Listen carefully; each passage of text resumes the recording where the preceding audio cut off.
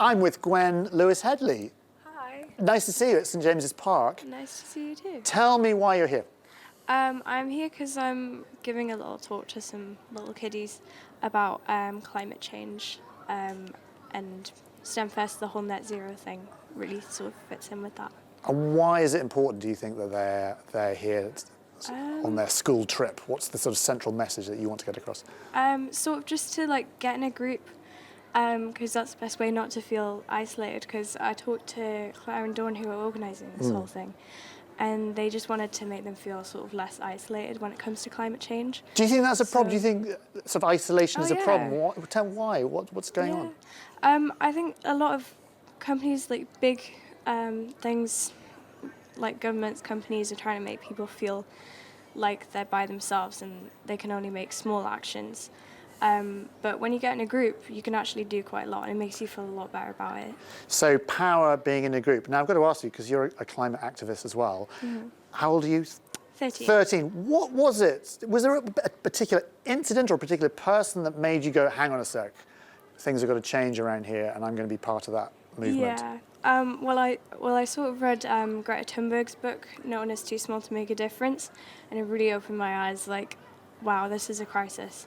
So I was like, yeah, got to do something. And it's just amazing how she sort of told people the facts, made them care, and then people are sort of responding to that by getting in a group and doing things. It definitely seems to be as well, some people like yourself and people like Greta, it seems to be a real movement amongst young people. It seems to be young people that are sort of driving this change. I mean, obviously I include myself in the young person bit, obviously, because I'm very young. But do you kind of sense that sort of generational shift in the way that people think about climate change? Yeah, I think it's because a lot of sort of some of the older people are responsible, let's say, and some of them are responsible. Some of them, some not all of them. Some of them, no, not all of them. Yeah, and you know, it's our future, like it's our kids' future. So you know, it's understandable that young people want to do something about it. And so you're organising things like strikes? Are you gluing yourself to things? This is what I'm worried about. Are you? What's the because it's suddenly, you know, when we talk about action, sort of direct action, groups like Extinction Rebellion are getting all the headlines. Yeah. What do you think about all that? Well, of course, you've got to do something big to make an impact, even if it's not necessary. But you know, you've got to make sure everyone still likes you, and so that everyone's still sort of engaged and interested in joining the movement. So you got to play it sort of, yeah. What about politics? Because I know that you've been, I want to say, elected for Prime Minister, something like that. You're an MP or a youth MP for North Tyneside. I'm a youth councillor. I ran for youth MP. Oh, what does youth? So direct engagement with politics, is that an important thing? Well, yeah, people, you know, the government, those are the people who can make the big changes that need to happen. So of course you need to sort of like engage with the politicians and things. And do they listen to you? Gotta make them. But yeah, you've just got to deal with it and just make them listen with letters and stories and things. Good luck with everything. Enjoy your speech today. And listen, thank you very much for being here, and enjoy being at St James's Park. I hope the speech goes well. Yeah. I hope this could be the rallying cry. When you're Prime Minister, they'll show a clip of this bit. Yeah. When Gwen was 13, she was at St James's Park, and they'll show this clip when you're running the country. Thank you very much. Thank you. Have a nice time too. Yeah, we'll do. Right, well, good afternoon, everybody. It is fantastic to see so many young people here today, and of course their teachers. I do hope you've had a fabulous morning and done lots of hands-on activities and talked to the employers and found out lots and lots of information about Net Zero. Now, I know some of you can see and hear me, which is great, and some of you can probably only just hear me and not see me, but that's probably the best place to be honest. So, got a real special treat for you today. Please do keep eating your sandwiches and drink your drinks and eat your crisps and your fruit and whatever. We're both happy for you to do that. But today we've got a young lady from Whitley Bay called Gwen Lewis-Hedley, and she is really passionate about net zero and climate change. And I know as young people, you probably think, well, what can I do? Well, actually, you are the future, and you can do an awful lot now. So Gwen is going to talk to you for about 10 minutes, and she's just going to tell you a little bit about what she does, and how you can really be a force for the future. You can really make a massive difference to our environment, because people my age haven't done a great job of it. So we're going to hand the baton over to you lot to really make a difference. So I'm going to hand over to Gwen, and she's going to tell you all about what she does and what you can do. Okay. Hello, everyone. Hi. I hope you're having a wonderful day and enjoying your time at STEMFest. This festival is a truly incredible event. I have only admiration for the inspiring people that have organised everything here. And we can all agree that STEMFest's Net Zero emission policy is something to be applauded. So my name is Gwen, and I'm a climate activist. An activist is basically someone who gets people to do stuff. This means that you target the people who can make big changes, like your head teacher or a member of parliament, maybe even prime minister, and tell them to change the way things work so that they can solve the problems that need to be solved. In my case, I do a lot of campaigning around climate change. I like to tell people to keep their promises so that the planet is always a priority. But before I start rambling on about activism, and I have to stop myself, I think we need a bit of a recap on the greenhouse effect. Many of you will know about this already, but I think it's really important to fully understand before we start to think about anything else. So, the label greenhouse gases is given to the gases that absorb heat and then trap it in the atmosphere. Greenhouse gases are released when we use coal, oil, or gas, which are the three fossil fuels.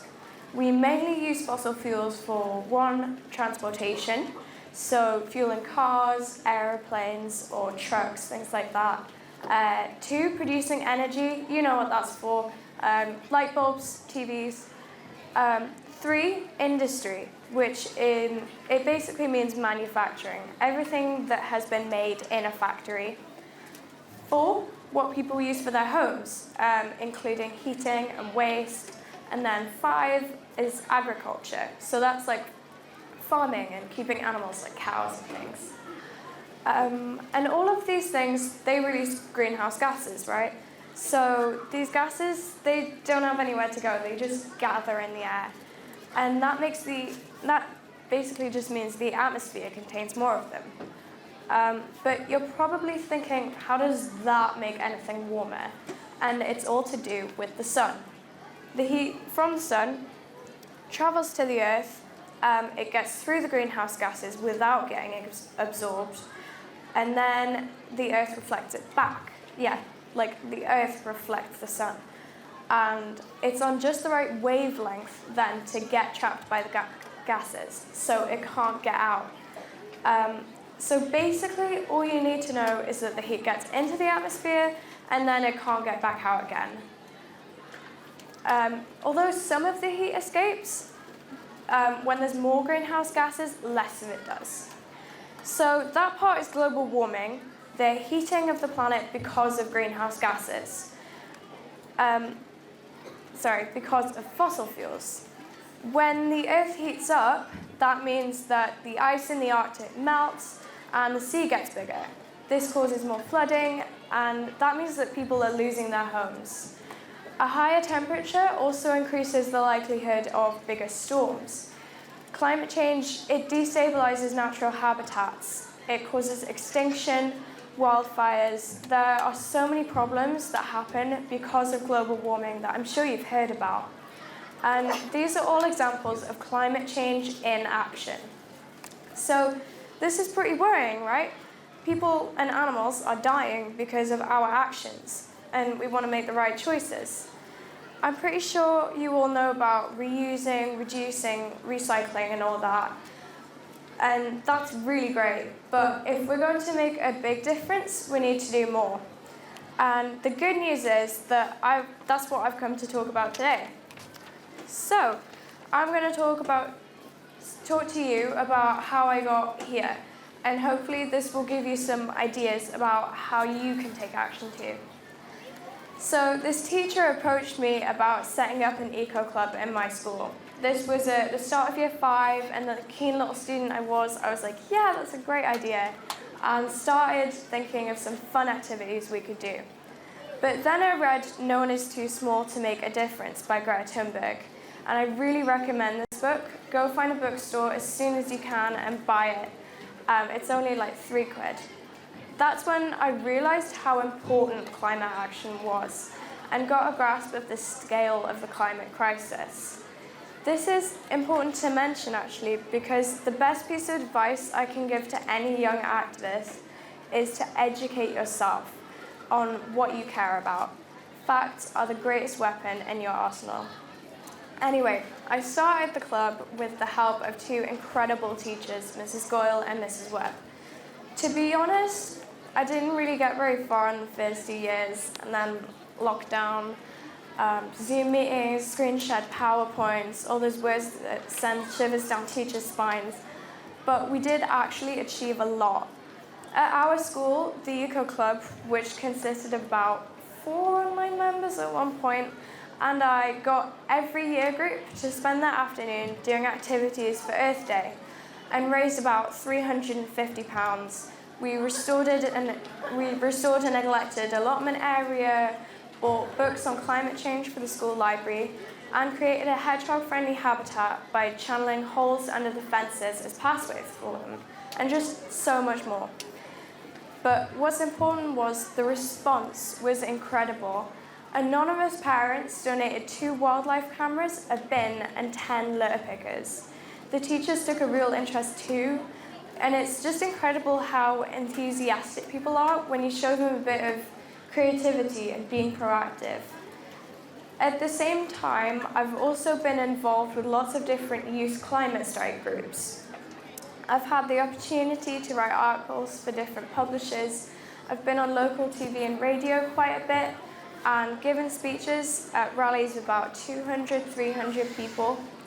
And this part about joining groups is really important.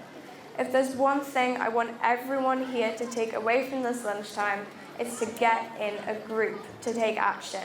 None of the stuff that I've mentioned would have happened without the inspiring people who I've worked alongside.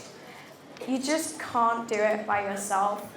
It's really easy as well to feel isolated when it comes to climate change, but the best way to fix that is to find people who care and do something about it. And if no one cares, make them, show them the facts, they will care. I can't wait to see what all of you do in the future, and I just hope you've taken something away from this talk, something that makes you want to act or makes you realise you have the power to make change. At this festival, all these incredible people are showing you a sustainable future and what they're doing to achieve it. And the only sufficient solution is to be completely net zero, and that's what STEMFest is doing, so it's really great. So thank you everyone, teachers, pupils, thank you to Dawn and Claire who are organising this whole thing. Thank you, enjoy your lunch.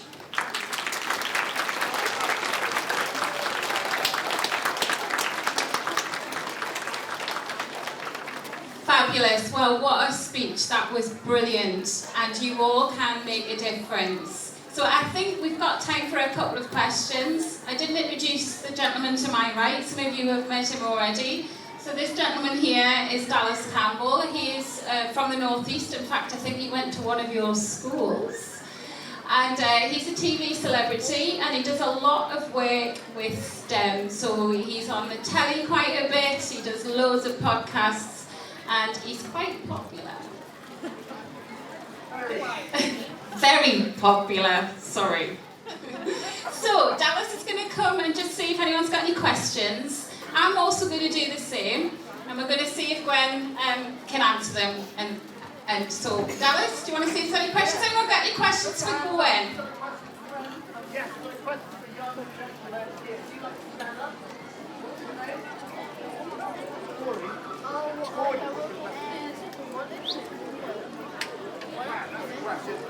Cordy wants to know, it's just an easy question, when do you think the world will end? When do I think the world will end? Wow, that's a really good question, actually. Let's hope never. Let's hope, yeah. I don't think it will happen anytime soon, is all I can say. You don't need to worry. Yeah, don't worry. Has anyone got any questions about climate science or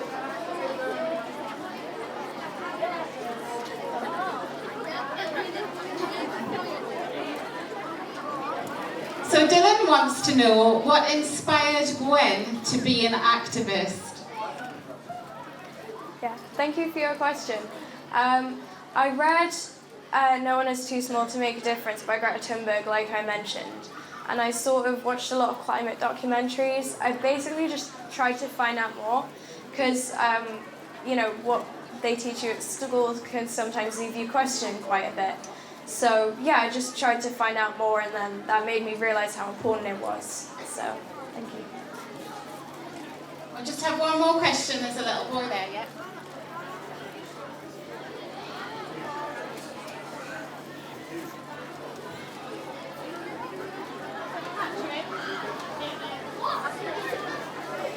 So we have a question. How long has Gwen been doing this?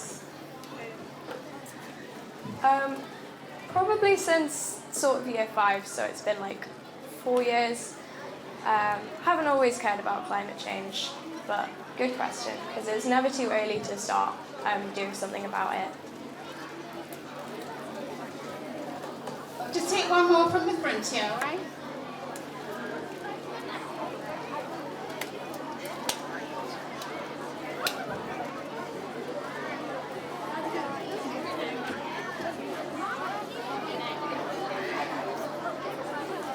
So the lady at the front asked how old she is, and so Gwen is just a little bit older than you, but still within your age range. So she's 13, aren't you, Gwen? Yeah. Yeah. All right. So even though you're younger than her, you can still make a difference. So what year was it that you started, Gwen? So year 5. So Year 5. All right. So it's never too early to start. Okay. Well, thank you so much to everyone. There's more to see, so the zones you haven't been in, you are welcome to go to. Obviously, we need to get an awful lot of children and teachers out, so please bear with us. We will stagger it as best as we can. But enjoy the rest of your lunch, and the exhibition will open again at 1 o'clock.